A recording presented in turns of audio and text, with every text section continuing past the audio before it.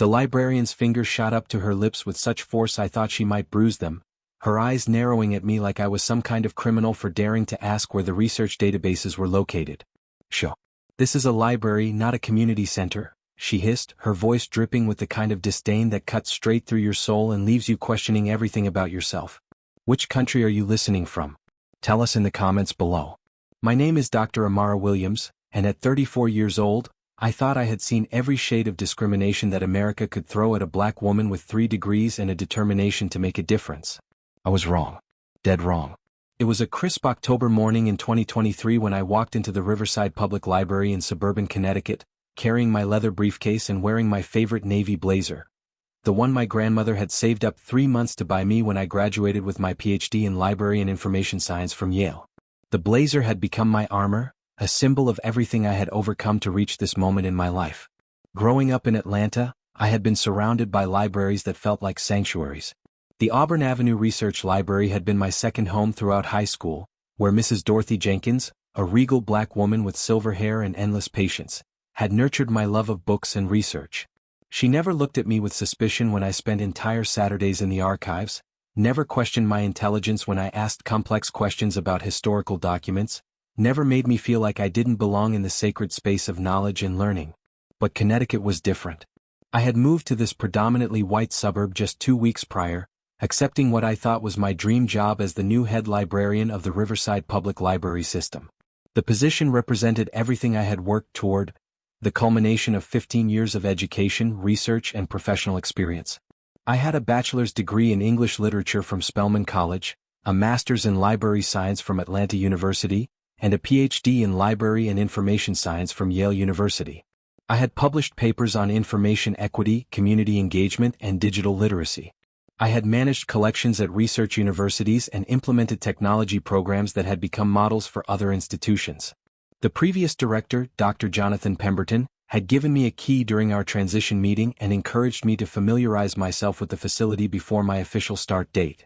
He was a kind man in his 70s who seemed genuinely excited about retirement and passing the torch to someone with fresh ideas and boundless energy.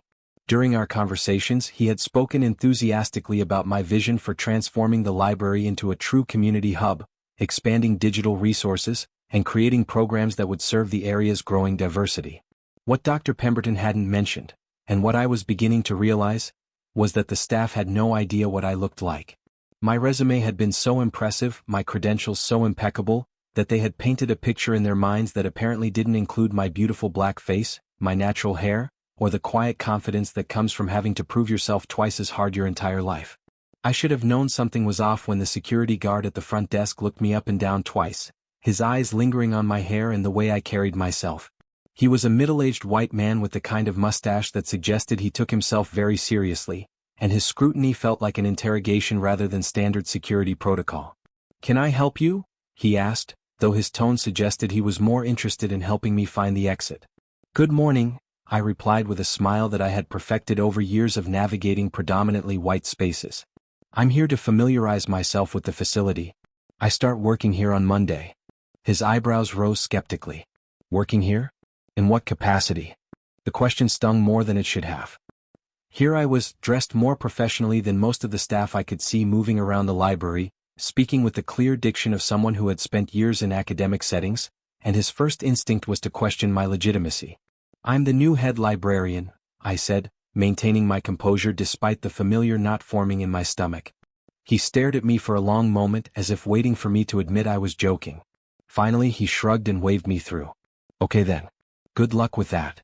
The dismissiveness in his voice followed me as I made my way toward the information desk, where a middle-aged white woman with perfectly coiffed blonde hair sat typing furiously at her computer. She was the kind of woman who looked like she had never questioned her place in any room she entered, never had to prove her competence before being allowed to speak, never felt the weight of representing an entire race with every professional interaction.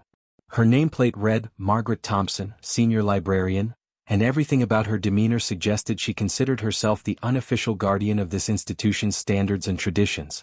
She didn't look up when I approached, even though I could tell she was aware of my presence.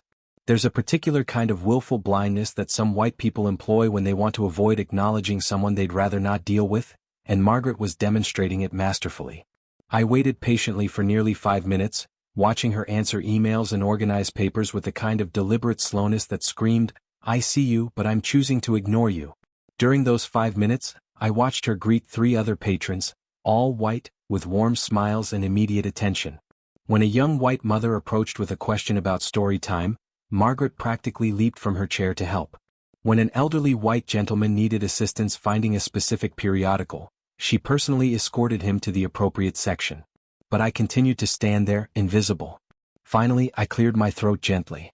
"Excuse me, I'm looking for information about your digital research databases and special collections." That's when she looked up with those cold blue eyes and gave me the shushing that would change everything.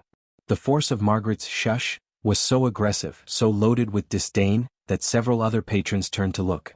I felt heat rise in my cheeks as I realized she was treating me like a disruptive teenager rather than a professional woman asking a legitimate question.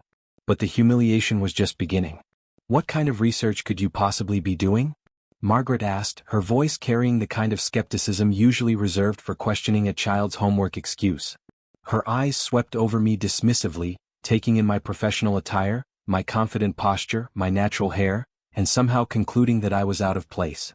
"We have very strict policies about access to our premium databases. They're not for casual browsing or personal projects." The assumption hit me like a physical blow. She looked at my black face and decided I was probably unemployed, uneducated, maybe looking for help with a GED or basic computer skills. The idea that I might be a legitimate researcher with advanced degrees and professional credentials never crossed her mind. "I'm doing research for my work," I replied, keeping my voice steady despite the fire building in my chest. "I'm particularly interested in your local history collection and academic databases. I understand you have access to JSTOR, ProQuest, and several specialized historical archives." Margaret's laugh was sharp and dismissive, the kind of sound that cuts through whatever confidence you might have been clinging to. "Honey, those databases cost thousands of dollars annually. We can't just let anyone with a library card access them. Maybe you should try the public computer lab. They have free internet and basic word processing software." The condescension in her voice was like being slapped across the face in front of a room full of strangers. Here I was, a woman who had written her doctoral dissertation on information equity and community access, being told I wasn't qualified to use the very resources I would soon be overseeing. Here I was, someone who had spent years advocating for equal access to information regardless of socioeconomic status, being dismissed as someone who needed basic computer help.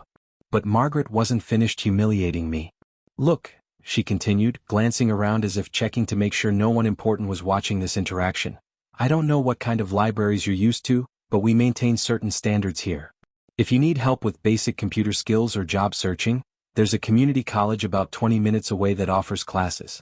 They have programs specifically designed for people in your situation." My situation. The phrase hung in the air like a toxic cloud. What exactly was my situation? Being black? Being confident? Being educated? Or was it simply existing in a space where she had decided I didn't belong? The assumption was so blatant, so insulting that for a moment I couldn't speak. She looked at me, a black woman with advanced degrees and professional experience, and saw someone who needed remedial help, someone who was probably unemployed, someone who was out of her depth in this temple of knowledge and learning. I thought about all the times I had been the only black face in graduate seminars, defending my research while professors and classmates questioned whether my work was rigorous enough or academically sound. I thought about the job interviews where I had been asked if I was sure I could handle the responsibilities, where my qualifications had been scrutinized more thoroughly than those of my white counterparts. I thought about the countless microaggressions, the subtle and not-so-subtle reminders that I was an outsider in spaces that should have welcomed knowledge and excellence regardless of the color of the person bringing it. "I appreciate your concern about standards," I said, my voice steady despite the earthquake of emotion happening inside me. "But I'm quite familiar with library systems and research protocols. I have a PhD in library and information science, and I've worked in research libraries for over a decade." Margaret's expression shifted from dismissive to skeptical, as if I had claimed to be a brain surgeon or rocket scientist. "Oh really? And where exactly do you work? What kind of research are you doing that requires access to our premium databases?" The interrogation continued, each question designed to expose what she clearly believed was an elaborate lie. In her mind, there was no way a black woman could have the credentials I claimed. There was no way someone who looked like me could be a legitimate academic or researcher. "I'm starting a new position here actually," I said, deciding to end this charade. I begin Monday as the new head librarian. Margaret's face went through a series of expressions: confusion, disbelief, then something that looked almost like panic. Here? That's impossible. We just hired a new custodial company, but I thought they were sending an all-male crew. And there it was. The assumption was so blatant, so insulting, that it sucked all the air out of my lungs. She looked at me, a black woman with advanced degrees, professional experience, and the qualifications to lead their entire institution, and assumed I was there to empty trash cans and mop floors. This wasn't just prejudice, it was the systematic devaluation of black intelligence, black capability, black leadership. This was the assumption that no matter how qualified I might be, no matter how educated or experienced, my blackness automatically relegated me to service positions, manual labor, anything except leadership or expertise. I'm not here about custodial work, I said, my voice tight with controlled anger that was threatening to break free. I'm Dr. Amara Williams, and I'm the new head librarian. Margaret's face drained of color as if I had told her the building was on fire. That's impossible. The new director is Dr. Williams. She's supposed to be very qualified. She has a PhD from Yale. She's published research. I am Dr. Williams. The silence that followed was deafening, filled with the weight of assumptions crashing down around us. The aftermath of that revelation was like watching a slow-motion car accident. Margaret stared at me as if I had told her I was the President of the United States, her mouth opening and closing without sound. Other staff members began to notice the tension, drawn by the uncomfortable energy radiating from our corner of the library. Is there some kind of problem here? Asked a younger librarian, her voice carrying that fake concern that white people use when they're trying to appear helpful while actually being nosy. She was probably in her late 20s, with the kind of eager-to-please demeanor that suggested she was still new enough to the profession to believe in its noble ideals. No problem, I said firmly, though my voice carried an edge that made it clear there was definitely a problem. I'm Dr. Amara Williams, and I'll be starting as head librarian on Monday. I was just trying to familiarize myself with the collection and research resources. The young librarian's eyes widened as if I had sprouted wings. Oh, we were expecting. We didn't know, we thought. You thought what? I asked, though I already knew the answer. I needed to hear her say it, needed to make the bias explicit rather than allowing it to hide behind polite confusion. We assumed. She trailed off, looking desperately at Margaret for help, but Margaret was still processing the reality that her new boss was the woman she had just insulted and dismissed. The gathering crowd was making me increasingly uncomfortable. I could feel their stares, hear their whispered conversations, sense their shock at learning that the confident black woman they had been watching get dressed down was actually going to be their leader. Some looked embarrassed, others seemed curious, and a few appeared openly skeptical, as if they suspected I was lying about my credentials. Margaret had recovered some of her composure, but I could see the wheels turning behind her eyes as she calculated how much trouble she might be in. Well, this is quite unexpected, she said with forced brightness. Wonderful. We're so excited to have you. It's just that your resume was so impressive, we thought. Well, we weren't sure what to expect. What she meant was crystal clear. My credentials were so strong, my educational background so prestigious, my research so well regarded, that they had automatically assumed I was white. The cognitive dissonance of seeing my black face attached to those qualifications was causing a system error in their processing. This wasn't the first time I had encountered this phenomenon. Throughout my career, I had walked into rooms where people expected Dr. Williams to be white, male, or both.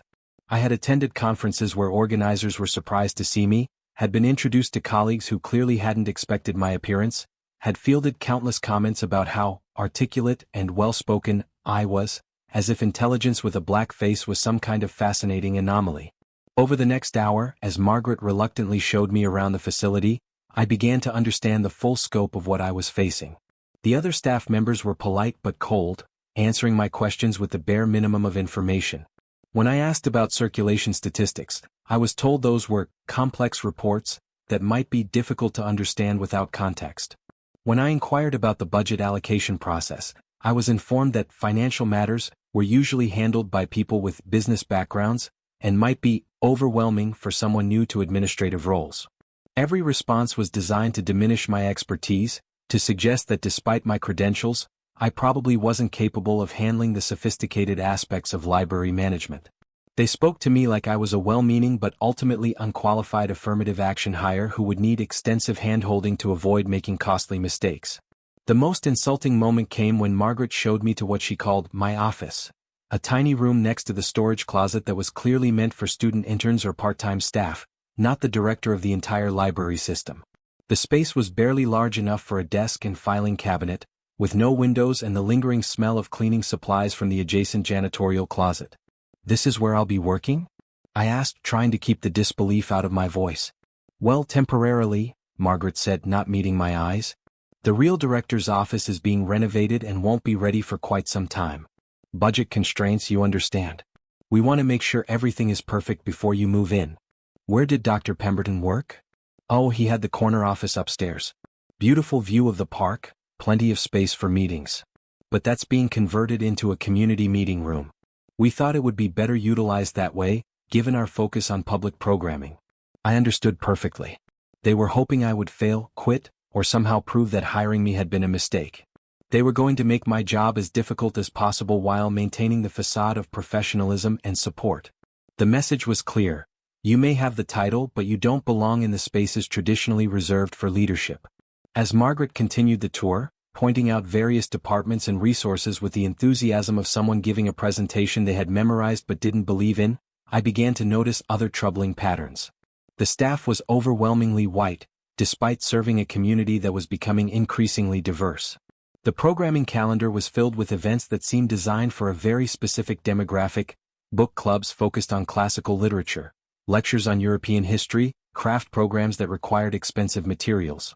"What about programming for diverse communities?" I asked as we walked past the children's section, which featured a display of books that looked like they hadn't been updated since the 1990s. "Oh, we do story time every Wednesday," Margaret replied. "Very popular with the local families." "And programs for non-English speakers? Resources for new immigrants? Cultural programming that reflects the community's diversity?" Margaret looked uncomfortable. "Well, we have to be careful about political issues. We try to stay neutral and focus on traditional library services." Traditional. Neutral. Code words for maintaining the status quo and avoiding anything that might challenge the comfort of the existing patron base. I was beginning to understand that this library had become an institution that served only a certain segment of the community while ignoring the needs of everyone else. That afternoon, I drove home to my small apartment feeling more defeated than I had in years. The excitement I had felt about transforming this library system was quickly being replaced by the familiar weight of having to prove myself in a space that didn't want me. I sat in my car in the parking lot, staring at the steering wheel, and for the first time since accepting this position, I wondered if I had made a terrible mistake.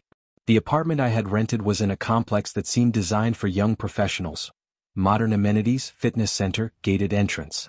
But as I climbed the stairs to my unit, I felt the weight of isolation settling around me like a heavy blanket.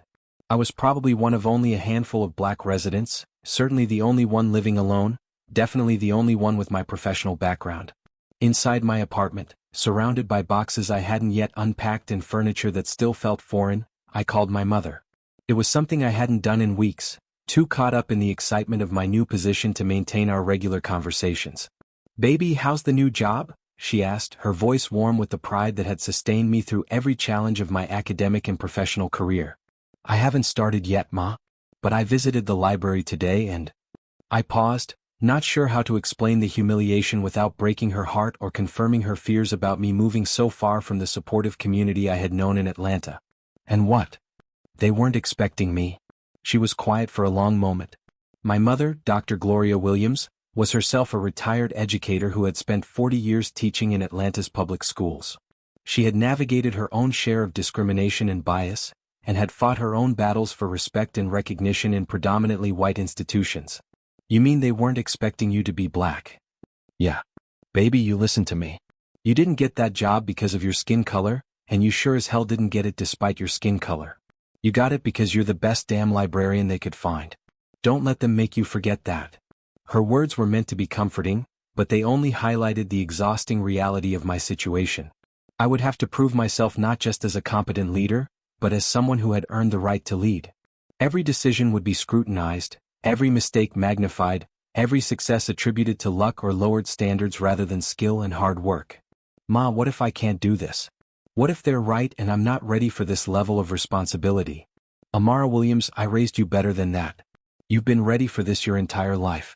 Every book you read, every paper you wrote, every presentation you gave, every obstacle you overcame, it was all preparing you for this moment. Don't you dare let their ignorance make you question your worth. But it was hard not to question everything when the people I was supposed to lead clearly saw me as an imposter, when my qualifications were met with skepticism rather than respect, when my very presence seemed to disrupt their comfortable assumptions about who belonged in positions of authority. That weekend, I threw myself into preparation with the intensity of a graduate student facing comprehensive exams. I studied the library's history, researching every previous director, every major initiative, every significant change or challenge the institution had faced. I memorized budget reports and circulation statistics until my eyes burned from staring at spreadsheets. I researched best practices in library management, digital transformation, community engagement, and cultural competency. I was going to be so prepared, so knowledgeable, so undeniably qualified that they would have no choice but to respect me. I would anticipate every question, counter every doubt, and exceed every expectation. If they expected me to fail, I would succeed so spectacularly that failure would become impossible to imagine. But even as I prepared, I couldn't shake the feeling that no amount of competence would be enough. The problem wasn't my qualifications. It was their inability to see past my skin color to recognize those qualifications. The problem wasn't my readiness to lead. It was their unwillingness to be led by someone who looked like me. Monday morning arrived with the kind of autumn chill that cuts through your clothes and settles in your bones, but I dressed carefully in my best suit, a charcoal gray number that my sister had convinced me to buy for job interviews, telling me it projected serious authority without being intimidating.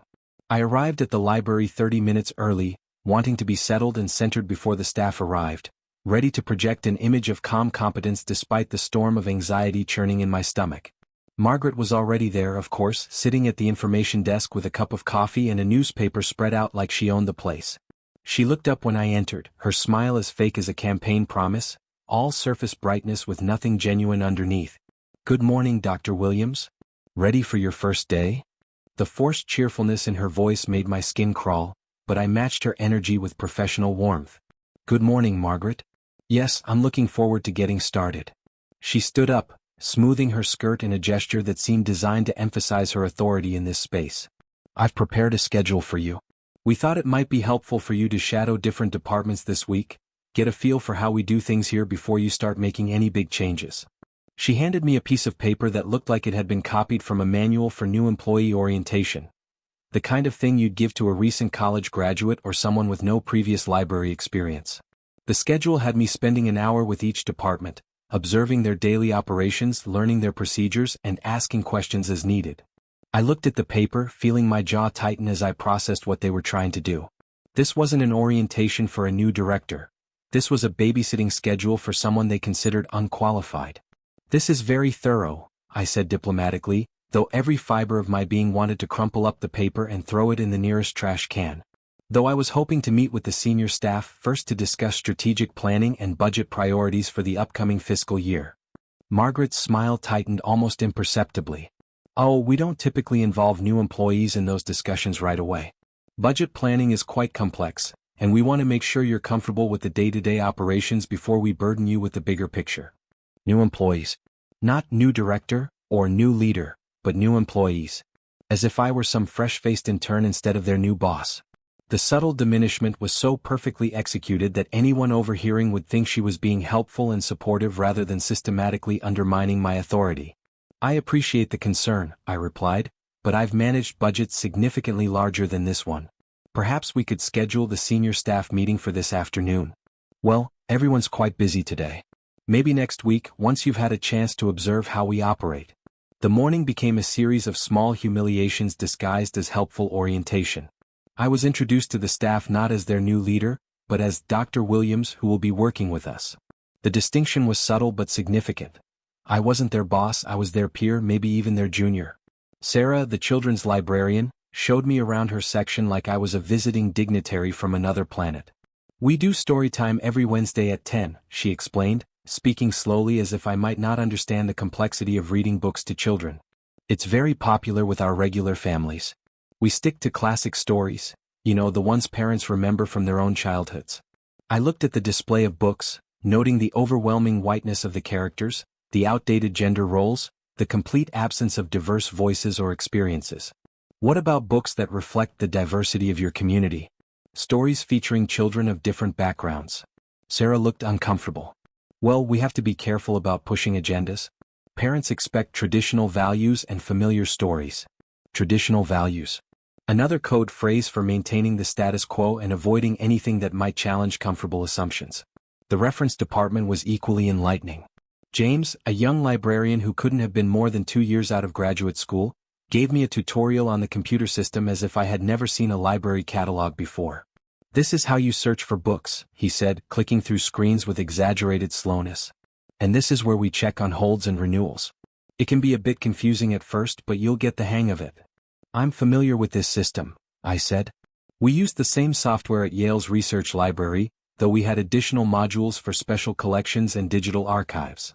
James looked skeptical. Really? This is pretty advanced stuff. Most public libraries don't have access to the full version. The implication was clear. He didn't believe I had worked at Yale, or if I had, it certainly wasn't in any kind of professional capacity. Maybe I had been a student worker, or perhaps I was exaggerating my role to impress them. But the breaking point came during what Margaret called a staff meeting, though it was really just an informal gathering around the information desk where they discussed daily operations, upcoming programs, and minor policy issues.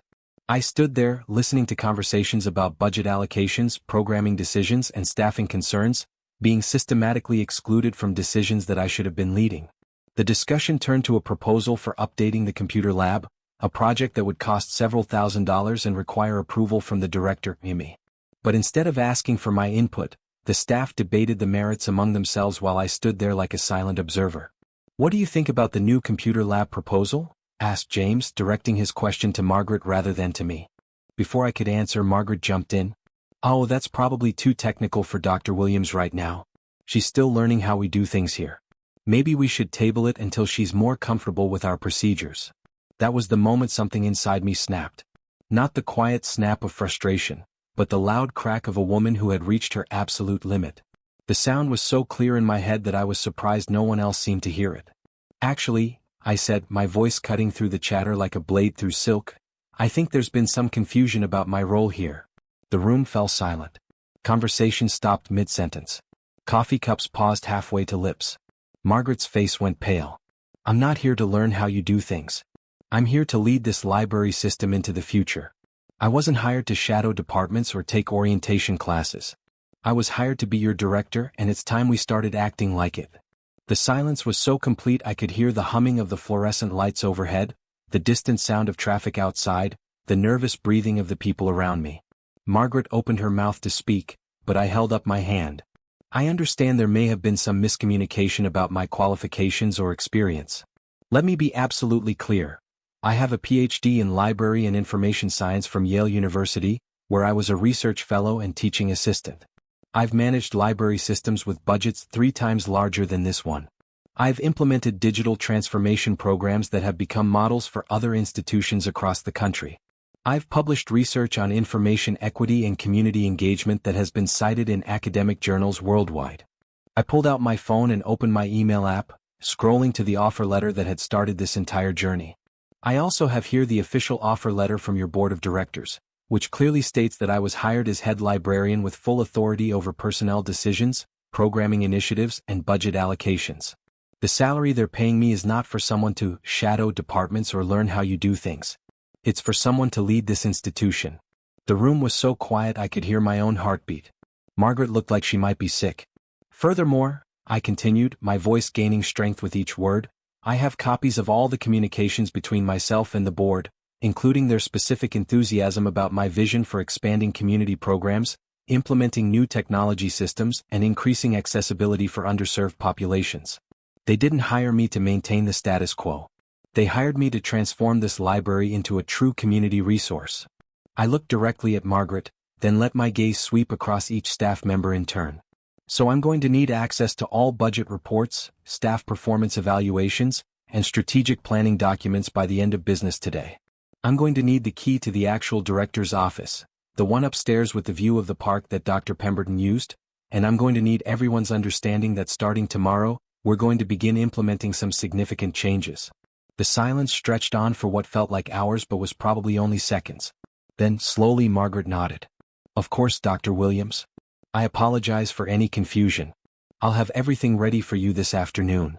But I wasn't done. I had one more card to play, one more point to make crystal clear. Oh, and Margaret? Earlier you mentioned that the board hired a new custodial company, and you seem to think that's why I was here. I want to make sure we're treating all our employees with respect and dignity, regardless of their position. Everyone who works here, from custodial staff to department heads to the director, deserves courtesy and professional treatment. I trust that won't be a problem going forward.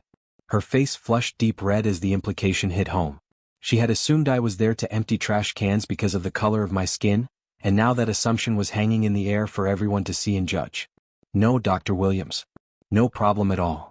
The meeting dispersed quickly after that, staff members scurrying back to their departments like students fleeing a particularly uncomfortable lecture.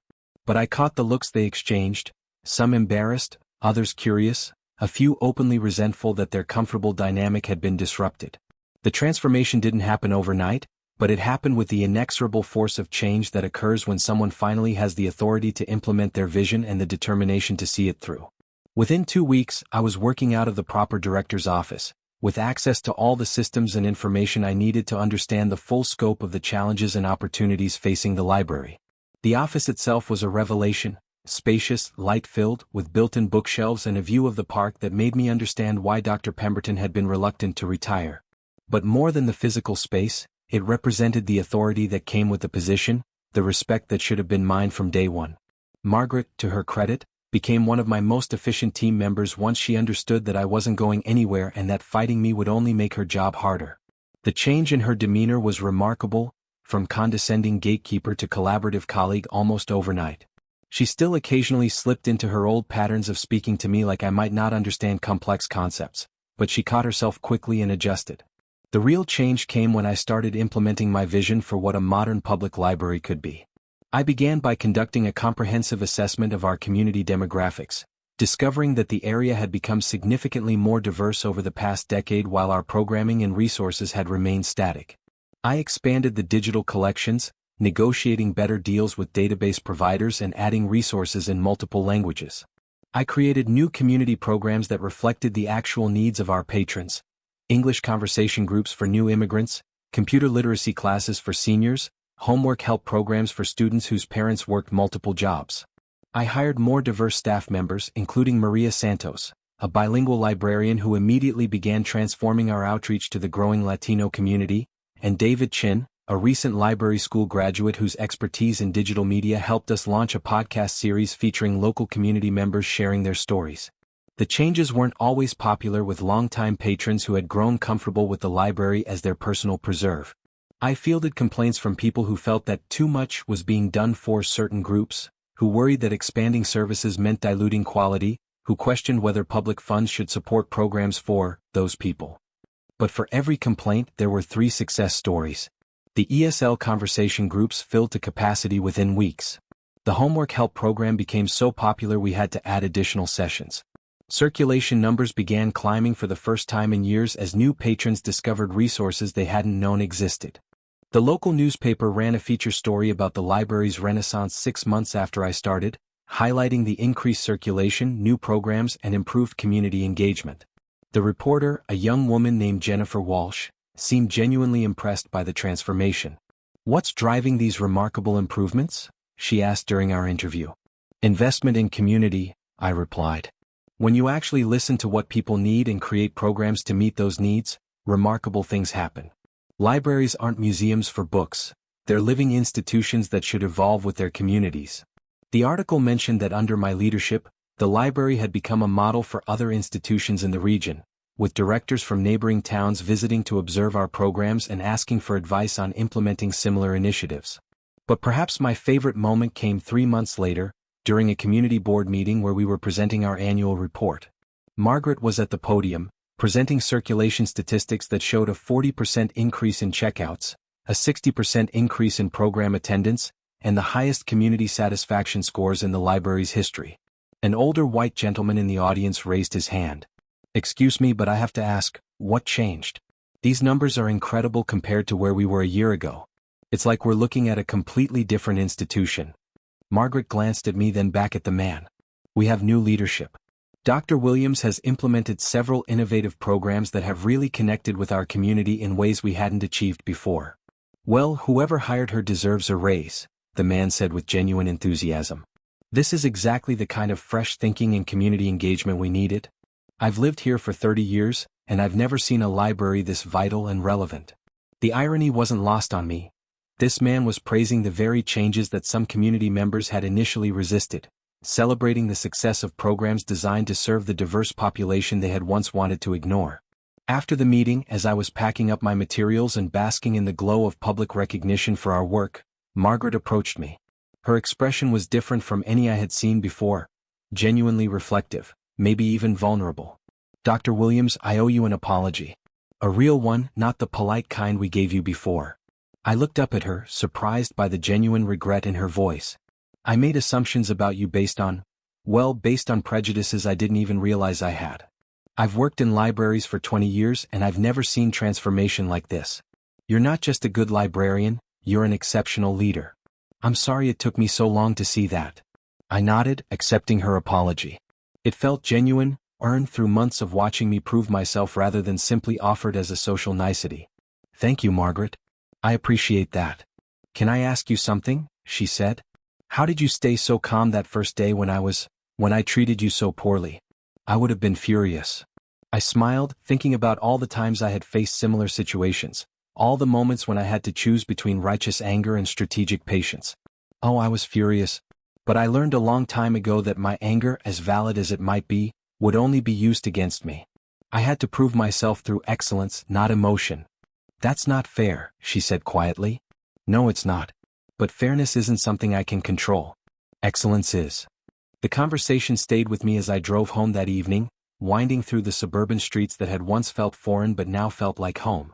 I thought about the journey that had brought me here, not just the professional path, but the personal evolution that came from repeatedly having to prove my worth in spaces that questioned my right to exist.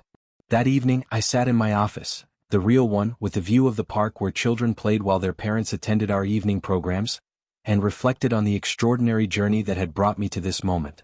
The little girl who had grown up in Atlanta, checking out books from librarians who looked like her and believed in her potential, had become the woman leading a library system in suburban Connecticut, serving a community that had initially questioned her right to be there. I thought about all the Margaret Thompsons I had encountered throughout my career. Not just the obviously hostile ones, but the well-meaning ones who spoke slowly when explaining simple concepts, the concerned ones who worried I might not understand complex procedures, the helpful ones who suggested I might be more comfortable in support roles, rather than leadership positions. Each encounter had been a choice: let their assumptions diminish me, or use their underestimation as fuel for my own excellence. Each moment of discrimination had been an opportunity to decide who I was going to be: the angry black woman fulfilling their stereotypes, or the competent professional who refused to be anything less than extraordinary.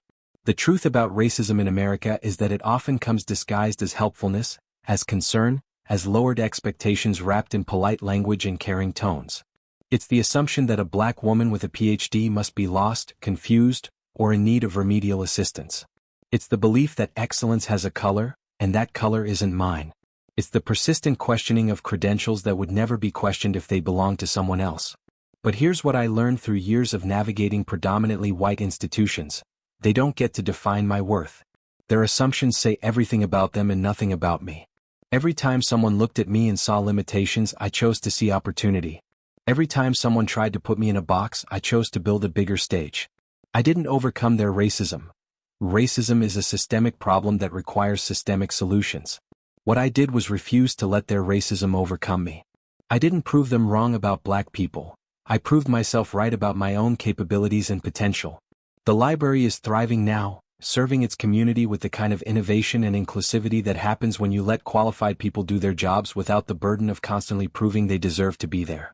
Our programs serve everyone, our collections reflect the full spectrum of human experience, and our staff understands that diversity isn't a burden to be managed but a strength to be celebrated. Every week, children of all backgrounds come through our doors for story time, seeing themselves reflected in the books we read and the librarians who read them. Teenagers come for homework help and stay for programs that celebrate their cultures and experiences. Adults attend ESL classes, book clubs, digital literacy workshops, and community forums where their voices are heard and valued. And every time a young person of color walks through those doors and sees me behind the circulation desk or in my office, I hope they understand something fundamental. They belong in every space they choose to enter. Not as guests grateful for tolerance, but as owners of their own destiny, as leaders waiting to transform whatever institution they touch. The Margaret who shushed me that first day thought she was protecting her institution from someone who didn't belong. What she was actually doing was revealing the limitations of her own imagination, her inability to see excellence in a package she hadn't expected. I am Dr. Amara Williams, and I am exactly where I belong, not because I overcame their racism, but because I never let their racism define what was possible for me. I didn't just prove them wrong, I proved myself right. And in a world that constantly tries to tell black women we're not enough, sometimes the most radical act is simply being excellent and refusing to apologize for it. They judged me by my skin color and saw limitations. I showed them the limitless power of a prepared mind, an unshakable spirit, and a vision bigger than their assumptions. And that, more than any apology or recognition, is the sweetest victory of all. The little girl in Atlanta who dreamed of transforming libraries grew up to be the woman who actually did it. Not despite the obstacles, but because of the strength those obstacles helped her develop. Not in spite of her blackness, but because of the unique perspective and determination that came from navigating the world as a black woman with dreams too big for other people's comfort zones. Today, when young librarians ask me for advice about leadership, about overcoming bias, about staying strong in difficult environments, I tell them what my grandmother told me. Baby, you can't control how people see you, but you can control how true you stay to who you know yourself to be. I stayed true. I stayed excellent. I stayed determined. And I transformed not just a library, but every assumption about who gets to lead, who gets to innovate, and who gets to define what excellence looks like. That's the power they never want us to understand, that we don't need their permission to be extraordinary. We just need the courage to be ourselves, fully and unapologetically, in every space we enter.